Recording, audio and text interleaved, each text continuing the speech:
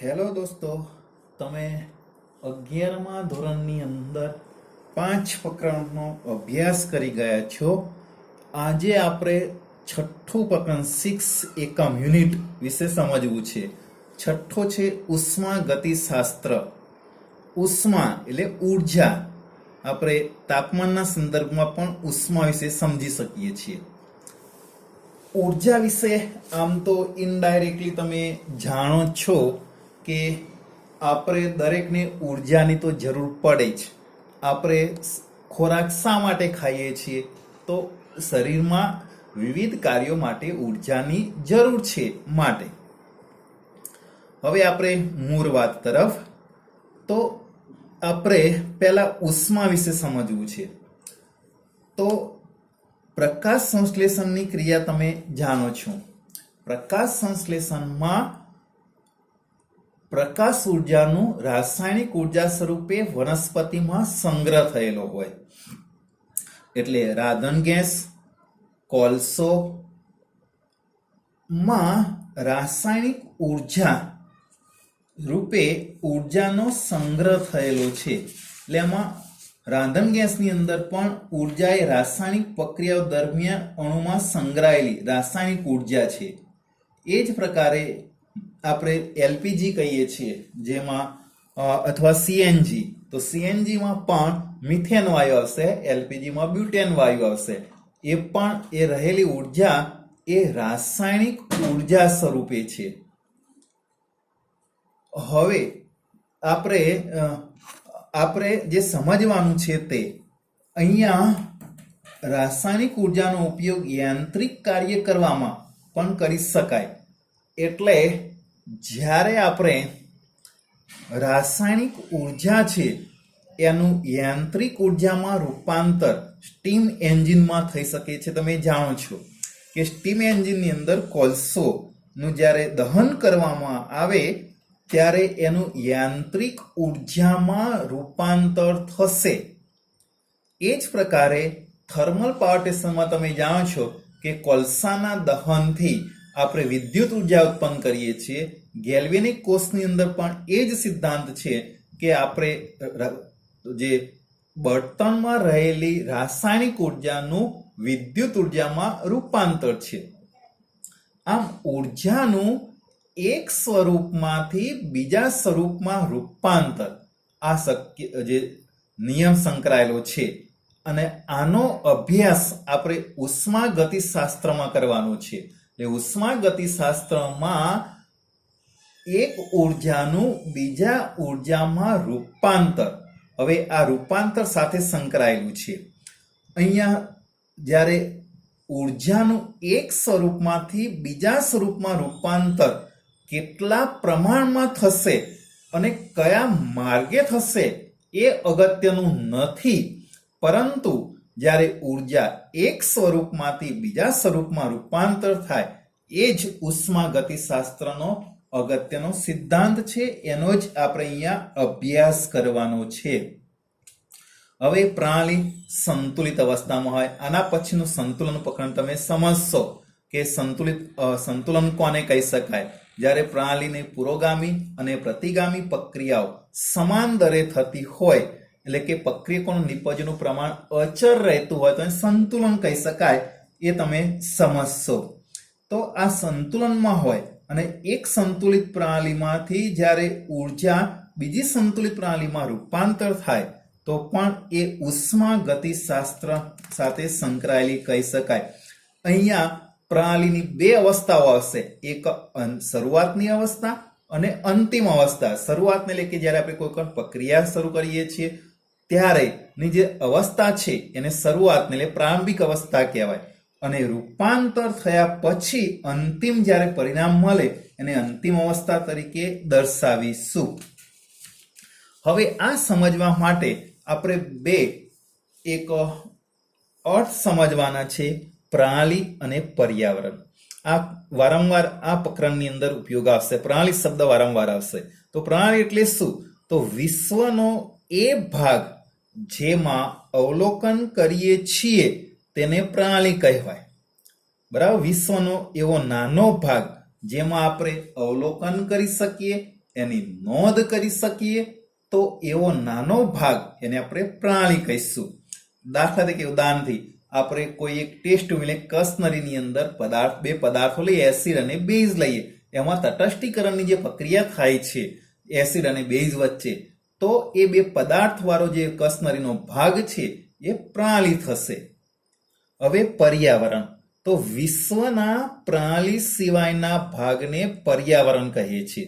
એટલે વિશ્વનો પ્રણાલી સિવાયનો ભાગ, એટલે પ્રણાલી સિવાયનો ભાગ લઈશું એને આપણે પર્યાવરણ કહીશું. એટલે આ એક બીકર દર્શાવે છે, આ બીકર એ આપણી પ્રણાલી થાય અને આજુબાજુનો આ બધો વિસ્તાર છે એને પર્યાવરણ કહીશું. બરાબર, એટલે વિશ્વ તરીકે દર્શાવી શકાય પ્રણાલી પ્લસ પર્યાવરણ. હવે વિશ્વની અંદર તમે સમજી શકો છો કે પ્રણાલી એ ખૂબ નાનો ભાગ થશે અને પર્યાવરણ એ મોટો ભાગ થશે. એટલે પ્રણાલીને પર્યાવરણ ખાસ સમજવાના છે તે. હવે અહીં ઉદાહરણથી આપણને એ સમજાયેલું છે કે આપણે એ અને બી બે પદાર્થો વચ્ચે એક બીકરમાં પ્રક્રિયાનો અભ્યાસ કરતા હોઈએ તો પ્રક્રિયા મિશ્રણ ધરાવતું બીકર પ્રણાલી છે. એટલે આ એક બીકર છે, આમાં એ અને બી એમ બે પદાર્થો લીધા છે, એના પ્રક્રિયાનું મિશ્રણ છે જે આને આપણે પ્રણાલી કહીશું. હવે ઓરડો જેમાં બીકર રાખેલું છે તે પર્યાવરણ થશે. આપણે જે રૂમની અંદર આ બીકર મૂકીએ છીએ તો આ બીકરનો બાકીનો જે ભાગ છે ઓરડો, આપણે જે રૂમ કહીએ એ પર્યાવરણ થશે. પ્રણાલીને બીકર કે ટેસ્ટ ટ્યુબ જેવી ભૌતિક સીમાઓથી અલગ દર્શાવી શકાય. આપણે આ પ્રણાલી છે તો અહીંયા આપણે જાણીએ છીએ કે આ બીકર લઈશું તો બીકરની જે કાચની દિવાલ છે એ કાચની દિવાલ એ પ્રણાલી અને પર્યાવરણને અલગ કરતી એક સીમા થશે, તેને સીમા તરીકે ઓળખી શકાય. તો દિવાલ કે જે પ્રણાલીને પર્યાવરણને અલગ કરે છે તેને સીમા કહી શકાય. તો અહીંયા પ્રણાલી અને પર્યાવરણ છે. હવે આ બે માર્ક્સની અંદર પ્રશ્ન ઘણી વખત પૂછે છે, આઈએમપી અને ઘણો સહેલો છે. પ્રણાલીના પ્રકારો. તો પ્રણાલીમાં અંદર કે બહાર જતા દ્રવ્ય અને ઉર્જાના આધારે 3 પ્રકાર પાડી શકાય. એટલે પ્રણાલીના 3 પ્રકારો. હવે 3 પ્રકારો કયા? તો ખુલ્લી પ્રણાલી, બંધ પ્રણાલી અને નિરાલી પ્રણાલી. 3 પ્રકારો છે. પહેલી ખુલ્લી પ્રણાલી.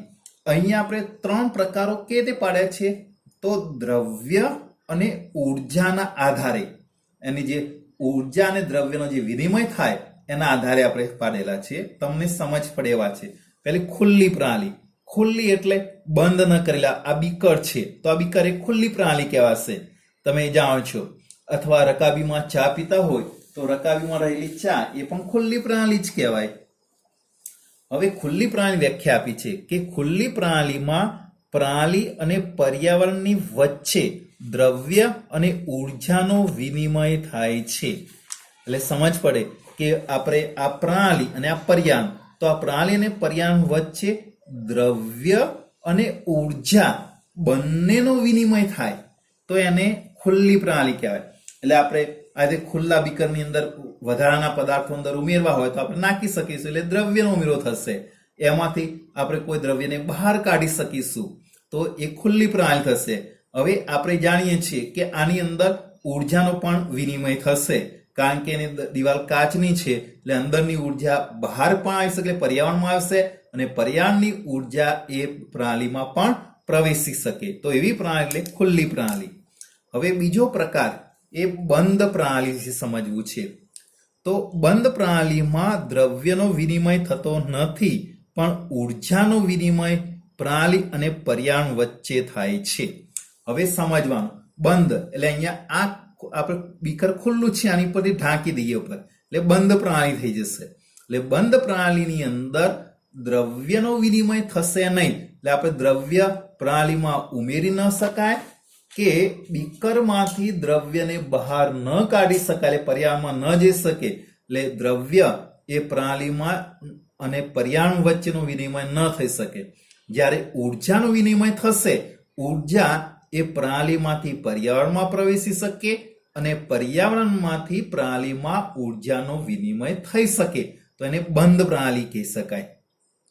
કારણ કે આ કાચની દિવાલ છે એટલે કાચની દિવાલમાંથી ઉર્જા છે એ પ્રણાલીમાં જઈ શકે અને પ્રણાલી ઉર્જા એ પર્યાવરણમાં આવી શકે. દાખલા તરીકે કોપર અને સ્ટીલ જેવા બંધ પાત્રમાં રાખેલા પ્રક્રિયકો.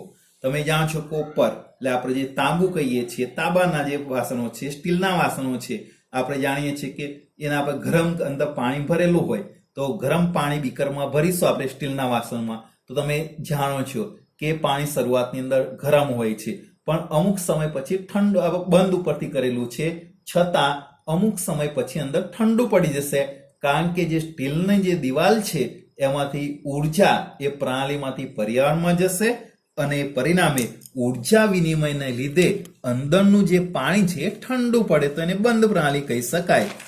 હવે આપણે ત્રીજું સમજવાની છે તે નિરારી પ્રણાલી તરીકે સમજીશું. તો નિરારી પ્રણાલી કોને કહી શકાય એ આપણે સમજવું છે. હવે તમે બે પ્રકારો વિશે તો તમને ખ્યાલ આવી જ ગયો છે, તો આપણે ત્રીજા પ્રકાર વિશે સમજવા પ્રયત્ન કરીશું. તો અહીંયા જે સમજવાનું છે તે હવે સમજી શકો છો. નિરારી પ્રણાલી, નિરારી પ્રણાલીમાં દ્રવ્ય અથવા ઉર્જામાંથી કોઈ પણનો પ્રણાલી અને પર્યાવરણ વચ્ચે વિનિમય થતો નથી. એટલે નિરારી પ્રણાલી કોને કહી શકાય? તો દ્રવ્ય અને ઉર્જા એ પ્રણાલીમાં પ્રવેશી ન શકે અથવા પ્રણાલીમાંથી પર્યાવરણમાં ન પ્રવેશી શકે તો એને નિરારી પ્રણાલી કહી શકાય. એટલે સમજ પડી ગઈ, એમાં દ્રવ્ય પણ ન જઈ શકે અને ઉર્જા પણ ન પ્રવેશી શકે. થર્મોસ ફ્લાસ્કમાં રહેલા પ્રક્રિયકો, આપણે તમે એક ઉદાહરણ જાણો છો, થર્મોસ એક આદર્શ ઉદાહરણ તરીકે કહી શકાય. સંપૂર્ણપણે નિરારી પ્રણાલી ઉદાહરણ ના આપી શકાય કે શક્ય નથી, પણ એક ઉદાહરણ તરીકે થર્મોસ ફ્લાસ્ક લઈ શકાય. આપણે થર્મોસની અંદર ચા ભરીએ છીએ, તમે જાણતા હશો કે 8 કે 10 કલાક સુધી અંદર ગરમ રહી શકે, પછી ઠંડી થઈ જતી હોય છે. તો એ એક નિરારી પ્રણાલી તરીકેનો કોન્સેપ્ટ આપણે ક્લિયર કરી શકીએ, પણ સંપૂર્ણપણે નિરારી પ્રણાલી નથી એવું કહી શકાય. તો તમે જાણો છો કે એમાં જે ઉષ્મારોધક બંધ પાત્રમાં રહેલા પ્રક્રિયકો, બીજું ઉદાહરણ કહી શકાય ઉષ્મારોધક, એટલે ઉષ્માનું જે અવરોધ કરે, બરાબર, ઉષ્માને ન પ્રવેશે તેવા બંધ પાત્રમાં રહેલા પ્રક્રિયકો, તો એ નિરારી પ્રણાલી થશે. હવે થર્મોસમાં તમે જાણો છો કે જ્યારે આપણે શરૂઆતની અંદર 1 કલાકની અંદર ચા ભરેલી હોય તો એ ગરમના ગરમ જ રહેશે, કારણ કે થર્મોસની દિવાલ એ ઉષ્મા અવરોધક તરીકે કામ કરશે, એટલે એમાંથી ઉર્જા છે એ બહાર ના આવી શકે. હવે અહીંયા સમજવાનું છે કે આપણે થર્મોસ બંધ છે એમાં ચા કાઢવાની નથી, નહીં તો તમે તો પાછા બહુ હોશિયાર ને અંદર કે ચા કાઢો તો કે દ્રવ્ય તો બહાર ના આવી ગયું, પણ એ રીતે નહીં, આપણે તો એને બંધ છે એ તે સમજવાનું. એટલે અહીંયા જ્યારે આપણે થર્મોસ લઈશું ત્યારે અંદરની ચા ગરમ રહે, એટલે એમાંથી દ્રવ્ય પણ બહાર નહીં આવે અને ઉર્જા પણ બહાર નહીં આવે. એટલે પ્રણાલી અને પર્યાવરણ વચ્ચે ઉર્જા અને દ્રવ્યનો વિનિમય થતો નથી. તો અહીંયા આ પ્રશ્ન IMP હતો. આ સમજવાનું છે પ્રણાલીની અવસ્થાઓ. હવે પ્રણાલીની અવસ્થાઓ કઈ? કારણ કે આપણે વારંવાર આના વિશે પ્રણાલીની અવસ્થા શબ્દ આવશે તો સમજવા માટે પ્રણાલીનું જથ્થાત્મક રીતે વર્ણન. હવે પ્રણાલી આપણે લઈ અંદર જે પદાર્થો છે એનું વર્ણન કરવું છે તો એ જથ્થાત્મક વર્ણન કહેવાય. એ વર્ણન તેમના દરેક ગુણધર્મો જેવા કે દબાણ P પ્રેશર, કદ વોલ્યુમ અને તાપમાન ટેમ્પરેચર તથા પ્રણાલીનું સંગઠનની દ્રષ્ટિએ વર્ણન કરવું જોઈએ. એટલે પ્રણાલીનું જે આપણે વર્ણન કરીશું તેનું દબાણ કેટલું છે, એનું કદ કેટલું છે અને તાપમાન અને સંગઠન એટલે કે એમાં કયા કયા અણુઓ સંકળાયેલા છે, એમાં કઈ દ્રવ્ય છે તે. પ્રણાલીનું વર્ણન કરવા તેમના ફેરફાર પહેલાની અને પછીની પરિસ્થિતિની જરૂર પડે છે. એટલે આપણે જ્યારે શરૂઆતમાં સમજાય કે ઉષ્માગતિશાસ્ત્રની અંદર જ્યારે આપણે પ્રયોગની શરૂઆત કરીએ અને અંત તરફ પહોંચીએ ત્યારે 2 અવસ્થાઓનો જ આપણે જરૂર પડશે. એમાં શરૂઆતની આપી છે કે પ્રણાલીની વર્ણન તેના ફેરફાર પહેલાની, એટલે ફેરફાર થાય એ પહેલાની અને ફેરફાર પછીની પરિસ્થિતિની જરૂર પડશે. પ્રણાલીની અવસ્થાને અવસ્થા વિધેયો અથવા અવસ્થા ચલ તરીકે દર્શાવી શકાય. દાખલા તરીકે આપણે દબાણ લઈએ તો એનું અવસ્થા વિધેય કહેવાશે, એને અથવા ચલ તરીકે પણ દર્શાવી શકાય. ઉષ્માગતિકીય પ્રણાલીની અવસ્થાનું વર્ણન તેના માપી શકાય તેવા અથવા સ્થૂળદર્શીય ગુણધર્મોથી કરી શકાય. આ એક સમજવાનું પ્રણાલીની અવસ્થાનું વર્ણન. હવે પ્રણાલીની અવસ્થાનું વર્ણન તેના માપી શકાય તો આપણે દબાણ માપી શકીએ, કદ માપી શકીએ, તાપમાન માપી શકાય અને સ્થૂળ એટલે કે મોટી પ્રણાલીને લાગુ પાડી શકાય તો એના સંદર્ભમાં સમજાય છે. એટલે અવસ્થાનું વર્ણન આપણે ગુણધર્મોથી એના માપી શકાય તેવા બરાબર સ્થૂળદર્શીય ગુણધર્મોથી પણ કરી શકાય છે. વાયુની અવસ્થા તેનું દબાણ, કદ અને તાપમાન અને જથ્થોની રજૂઆત કરી શકાય. હવે જથ્થો અહીંયા જો મોલ, એન એટલે મોલ તરીકે સમજવાનું, મોલ જથ્થામાં લઈશું તે. પીવીટી જેવા ચલોને અવસ્થા ચલો અથવા અવસ્થા વિધેયો કહે છે. જે અગાઉ તમને સમજાયું કે અવસ્થા વિધેય તરીકે, આ અવસ્થા વિધેય, તો અવસ્થા વિધેય તરીકે આપણે પીવીટી જેને અવસ્થા ચલ અથવા અવસ્થા વિધેય તરીકે લઈશું, કારણ કે તેમના મૂલ્યો પ્રણાલીની અવસ્થા પર આધાર રાખે છે, નહીં કે કેવી રીતે ત્યાં પહોંચ્યા તે. કારણ કે આપણે તાપમાન, તો પ્રણાલીનું તાપમાન કેટલું છે પ્રણાલીની અવસ્થા ઉપર આધાર રાખશે. હવે એ અવસ્થા કેવી રીતે ત્યાં પહોંચ્યા એની પર આધાર રાખશે નહીં.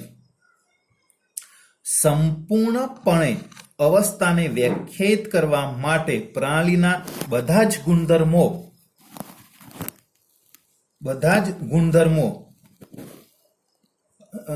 ને વ્યાખ્યાયિત કરવાની જરૂર હોતી નથી. અહીંયા સમજવાનું છે કે બધા જ ગુણધર્મોને વ્યાખ્યાયિત કરવાની આપણે જરૂર નથી, કારણ કે અમુક ગુણધર્મોની સંખ્યાને સ્વતંત્ર રીતે બદલીએ છીએ.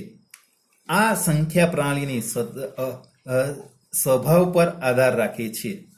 અહીં થોડુંક સમજવાનું તે કે સંપૂર્ણપણે આપણે અવસ્થાને વ્યાખ્યાયિત કરવા માટે બધા જ ગુણધર્મો વ્યાખ્યાયિત કરવાની જરૂર હોતી નથી.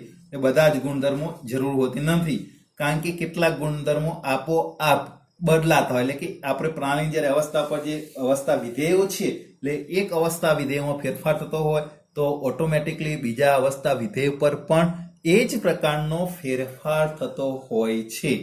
તો તે રીતે એકવાર આ સ્થૂળદર્શીય ગુણધર્મોની નિમ્નતમ સંખ્યાને નિશ્ચિત કરી દઈએ તો બીજાને આપોઆપ નિશ્ચિત મૂલ્યો હોય છે.